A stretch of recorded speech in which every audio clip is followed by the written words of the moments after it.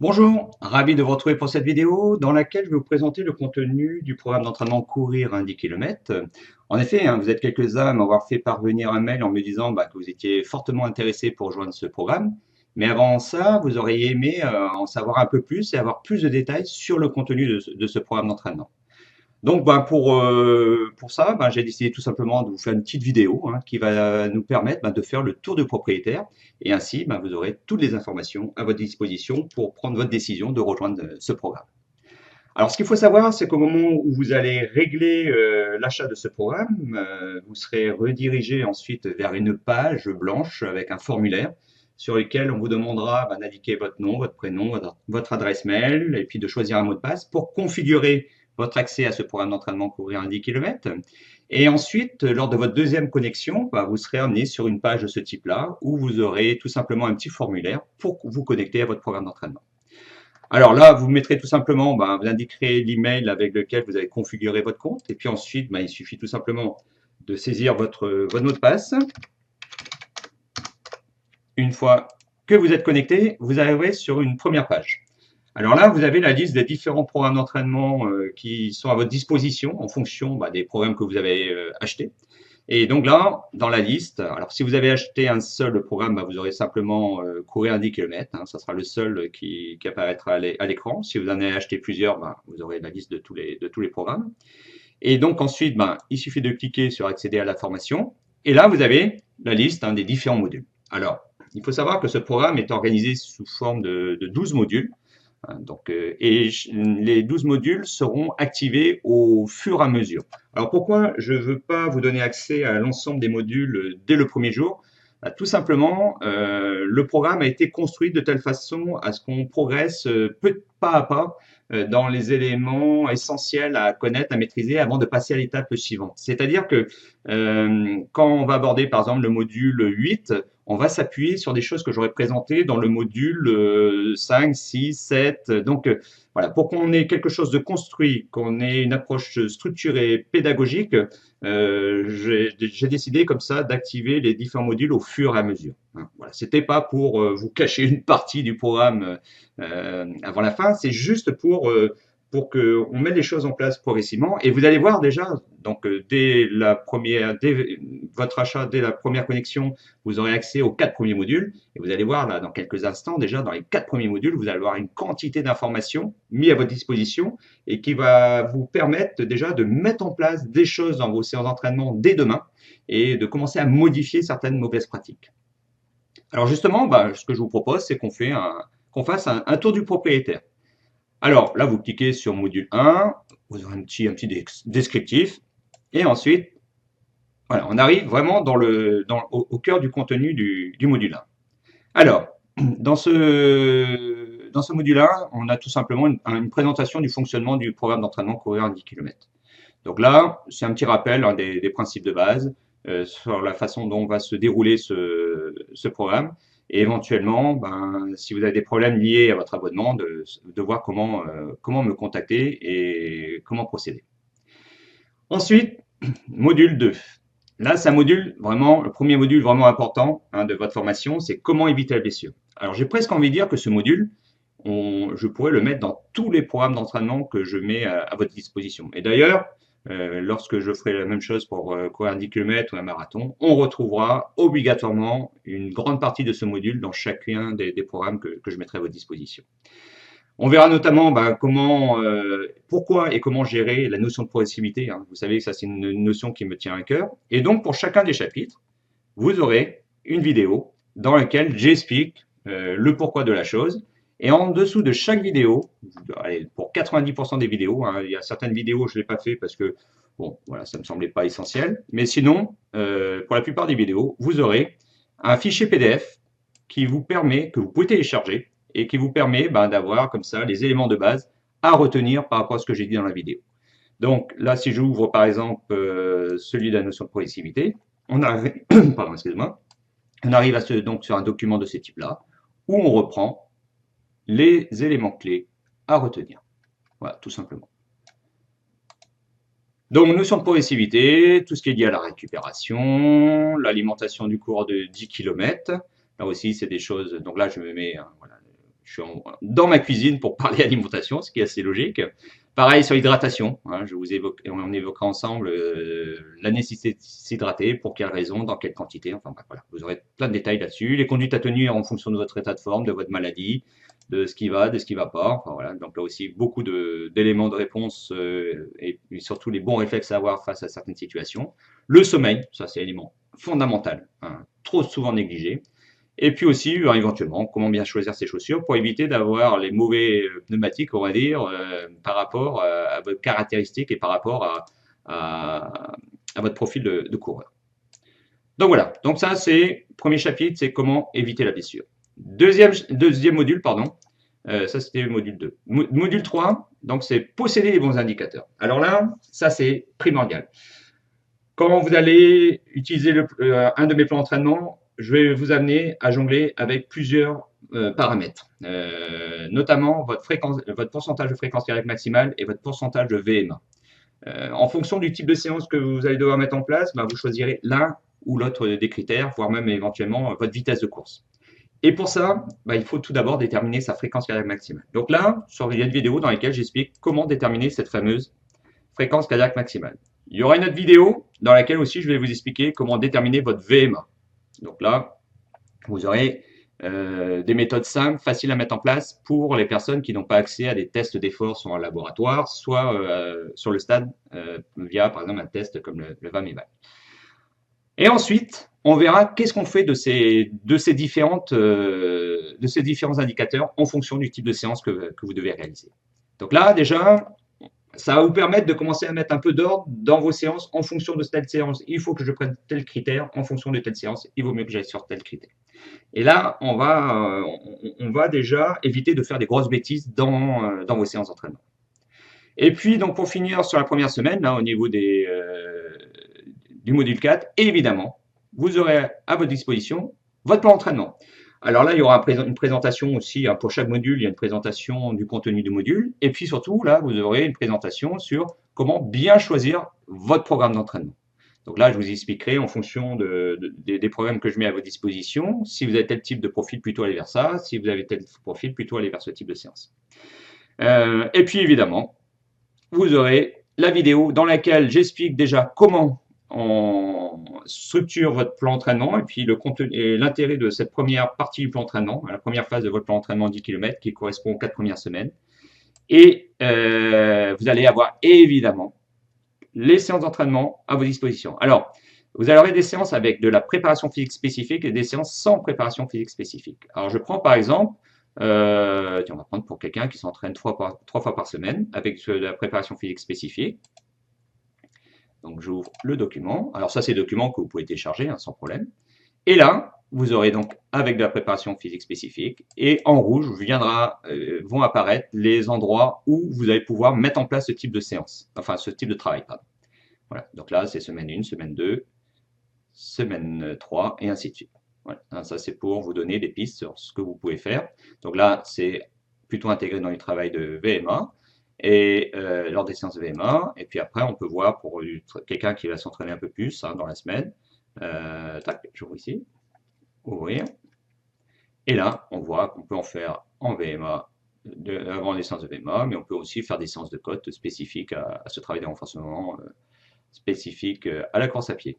Voilà.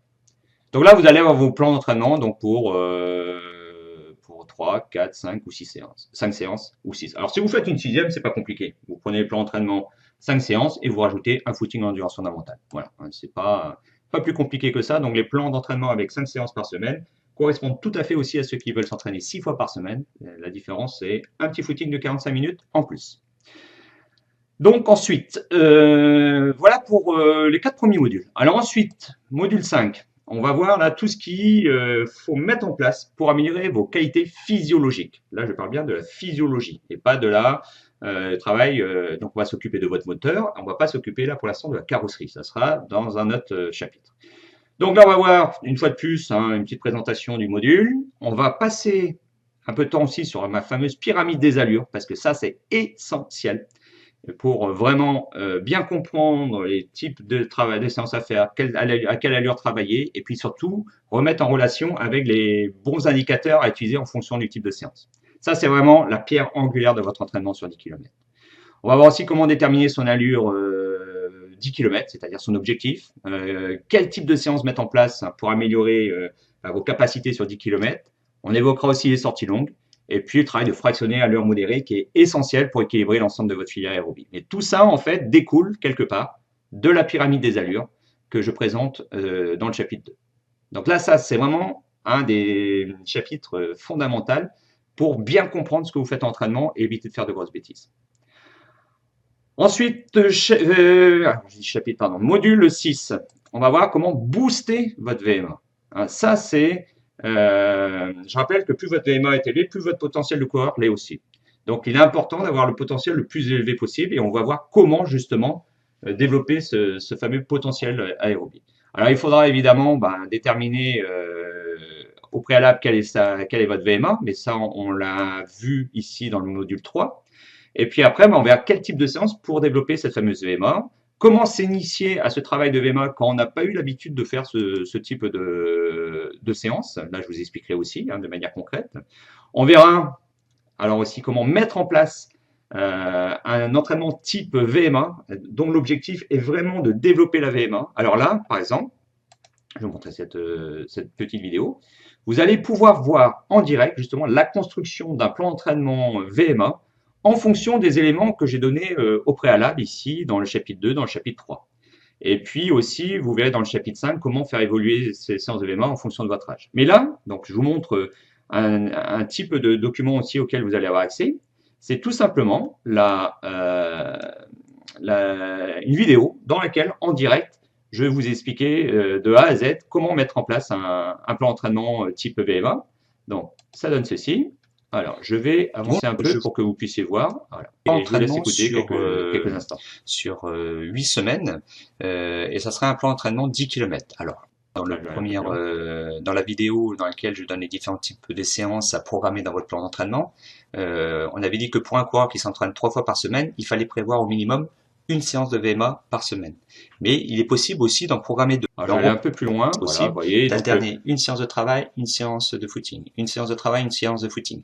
Mais c'est pas toujours. Vous allez avoir en fait le plan d'entraînement qui va se construire un espace au fur et à mesure. Pour venir programmer ma deuxième séance à allure modérée à 80-90% de la fréquence cardiaque maximale. Alors, cette allure-là, je vais la reprogrammer un peu plus tard aussi dans la programmation, toujours pareil, dans le... Voilà, donc là, vous avez vraiment un exemple de vidéo où je vais construire pour vous en direct un plan d'entraînement VMA et surtout, je vais vous expliquer, je vais vous donner toutes les indications et tous les éléments importants à respecter. Et puis, évidemment, une fois de plus, comme pour les autres vidéos, vous aurez un document dans lequel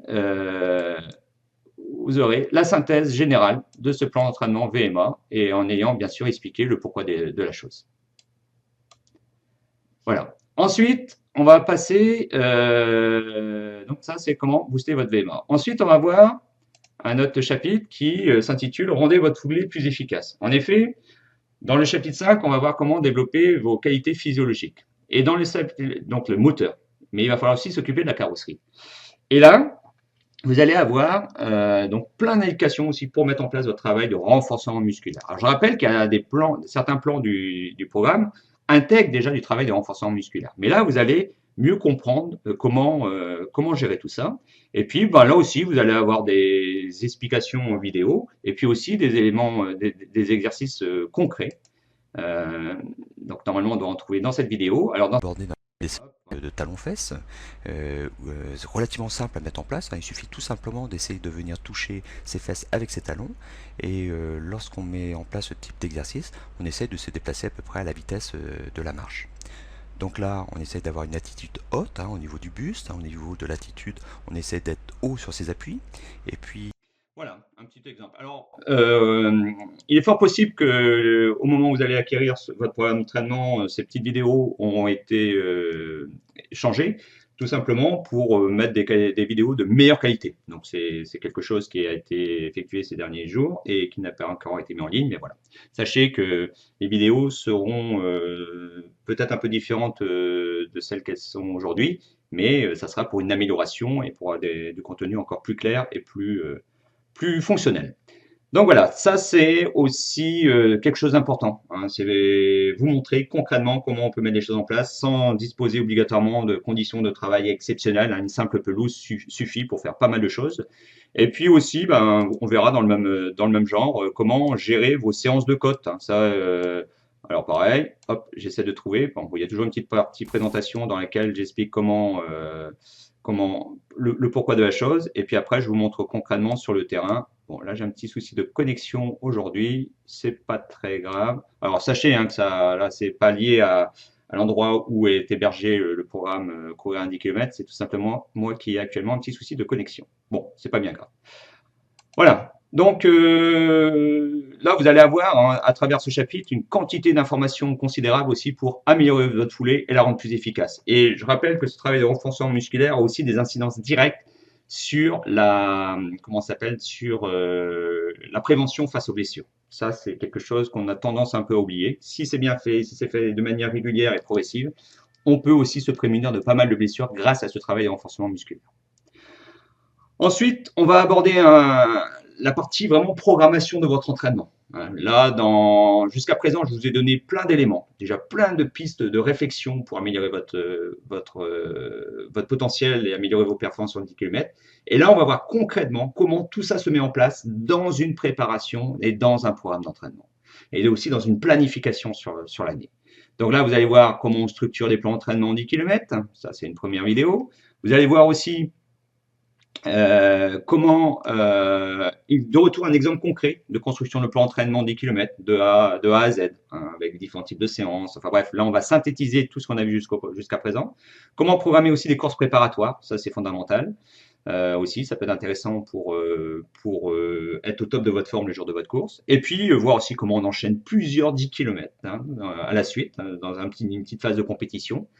Et aussi, un élément qui peut être intéressant, c'est comment on peut utiliser le semi-marathon pour progresser sur 10 km. Donc là, je rentrerai vraiment dans le détail par rapport à peut-être des éléments que j'ai déjà pu vous présenter rapidement lors des petites vidéos que j'ai pu vous envoyer gratuitement.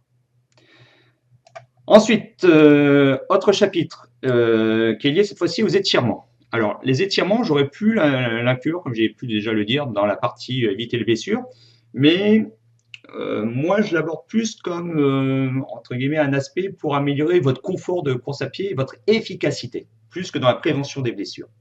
Et là, justement, je vous explique pourquoi et comment et quand c'est tiré, mais plus dans une notion ouais, d'améliorer votre souplesse articulaire, améliorer votre coordination motrice, améliorer le confort de votre foulée, hein, plus que sous l'aspect prévention. C'est pour ça que j'ai préféré le mettre vraiment à l'écart.